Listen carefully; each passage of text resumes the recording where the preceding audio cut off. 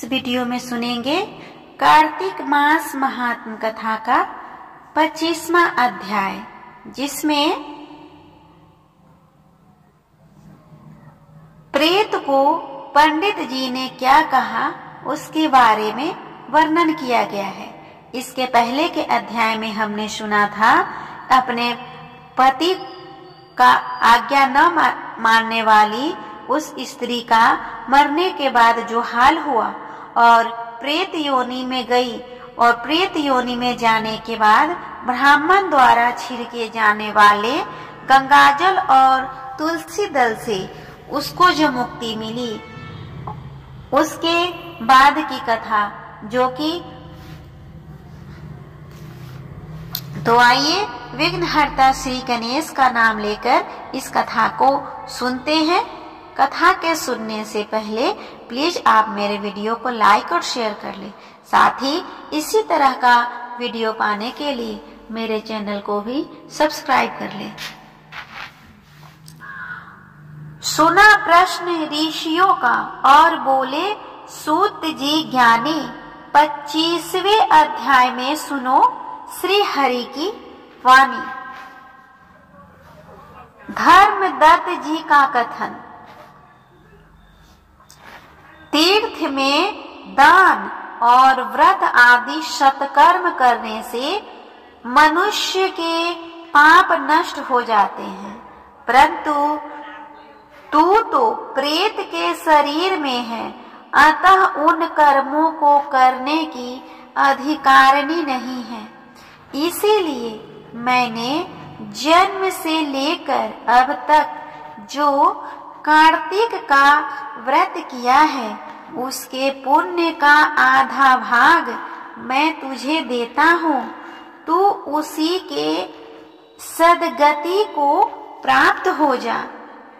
इस प्रकार कहकर धर्मदत्त ने द्वादशाक्षर मंत्र का श्रवण कराते हुए तुलसी मिश्रित जल से ज्यों ही उसका अभिषेक किया, त्यों ही वह प्रेत योनि से मुक्त हो प्रज्वलित अग्नि शिखा के समान तेजस्विनी एवं दिव्य रूप धारिणी देवी हो गई और सौंदर्य में लक्ष्मी जी की समानता करने लगी। तदंतर उसने भूमि पर दंड की भांति गिरकर ब्राह्मण देवता को प्रणाम किया और हर्षित होकर गदगद वाणी में कहा, हे द्विज श्रेष्ठ, आपके प्रसाद से आज मैं इस नरक से छुटकारा पा गई। मैं तो पाप के समुद्र में डूब रही थी और आप मेरे इस नौका के समान हो गए। वह इस प्रकार ब्राह्मण से कह रही थी कि आकाश से एक दिव्य विमान उतरता दिखाई दिया। वह अत्यंत प्रकाशमान एवं विष्णु रूपधारी पार्षदों से मुक्त था। विमान के द्वार पर खड़े हुए पुष्पशील और सुशील ने उस देवी को उठाकर श्रेष्ठ विमान पर चढ़ा लिया। तब धर्मदत्त ने बड़े आश्चर्य के साथ उस विमान को देखा और श्री विष्णु रूपधारी पार्षदों को देखकर साष्टांग प्रणाम किया। पुण्यशील और सुशील ने प्रणाम करने वाले ब्राह्मण को उठाया और उसकी सराहना करते हुए कहा, हे द्विज श्रेष्ठ, तुम्हें साधुवाद है, क्योंकि तुम सदैव भगवान विष्णु के भजन में तत्पर रहते हो, दियों पर दया करते हो, सर्वज्ञ हो और भगवान विष्णु के व्रत का पालन करते हो। तुमने बचपन से लेकर अब तक जो कार्तिक व्रत का अनुष्ठान किया है उसके आधे भाग का दान देने से तुम्हें दूना पुण्य प्राप्त हुआ है और सैकड़ों जन्मों के पाप नष्ट हो गए हैं। अब यह वैकुंठ धाम में ले जाई जा रही है। तुम भी इस जन्म के अंत में अपनी दोनों स्त्रियों के साथ भगवान विष्णु के वैकुंठ धाम में जाओगे और मुक्ति प्राप्त करोगे।